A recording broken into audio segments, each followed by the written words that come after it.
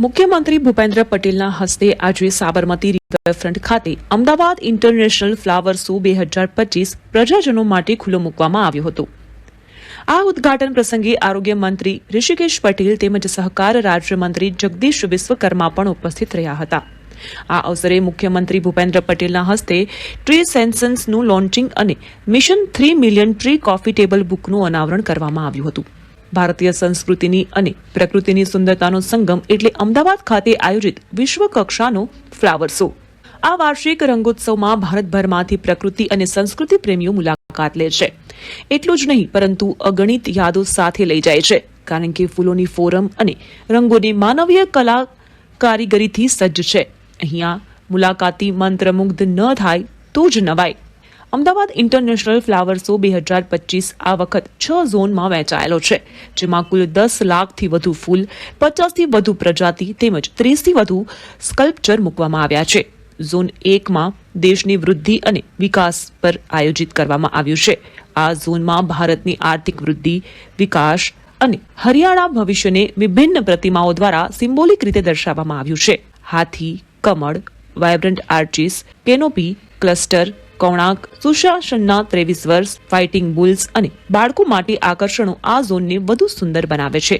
Zone 2 સર્વસમાવેશીપણું અને sustainability પર છે, જેમાં ભારતની વિવિધતામાં એકતાના ભાવને તેમજ વિવિધતા સાથે સસ્ટેનેબિલિટીને પ્રદર્શિત કરતા વિભિન્ન પ્રદર્શનોની સુંદર રજૂઆત કરવામાં આવી છે.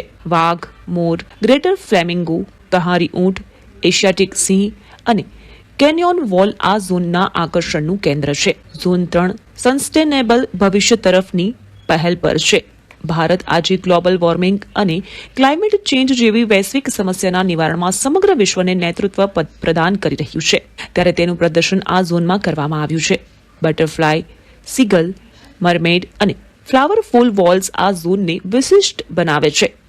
ઝોન 4માં સંસ્કૃતિ અને વારસો જોવા મળશે.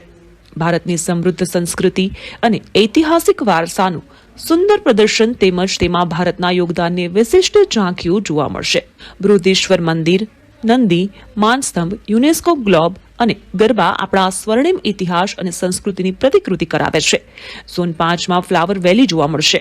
ભારતની પ્રાકૃતિક સુંદરતાને પ્રદર્શન કરતા આ ઝોનમાં હોર્નબિલ અને ફ્લાવર વેલી આના વિશેષ આકર્ષણ છે.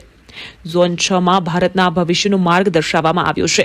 ભારત આજ વિશ્વગુરુ બનવા તરફ અગ્રેસર છે, ત્યારે જનજનની આકાંક્ષાઓને પૂર્ણ કરવા માટે તેમજ વિશ્વનું નેતૃત્વ કરવા માટે ભારત તૈયાર છે, એવી આશાઓ જગાવતું પ્રદર્શન આ ઝોનમાં જોવા મળશે. ઓલિમ્પિક 2036ની યજમાની, ગાંધીજીના 3 વાંદરા, વસુદેવ કુટુંબકમ, the unity blossom, mission 3 million trees, એક પેડ માં કે નામ, ઉજ્જવળ ભવિષ્ય તરફ ઉજ્જવળ ભારતની ભ્રાંતિ કરાવે છે.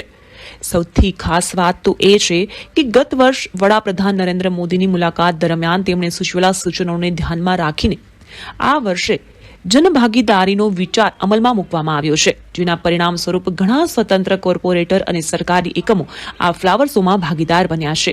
આ વર્ષે ખાસ રૂપે ઓડિયો ગાઈડ બનાવવામાં આવ્યા છે. ફ્લાવર શોમાં વિવિધ સ્થળ પર QR કોડ સ્કેન કરી ફૂલ, સ્કલ્પચર અને ઝોન વિશેની માહિતી મેળવી શકાશે.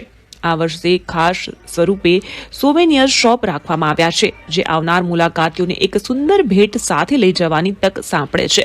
તદુપરાંત આ વર્ષે દર વર્ષની જેમ નર્સરી અને ફૂડ સ્ટોલ મુલાકાતીઓના આકર્ષણનું કેન્દ્ર બની રહેશે. વર્ષ 2024ના ફ્લાવર શોમાં અંદાજિત 20 લાખથી વધુ લોકોએ મુલાકાત લીધી હતી.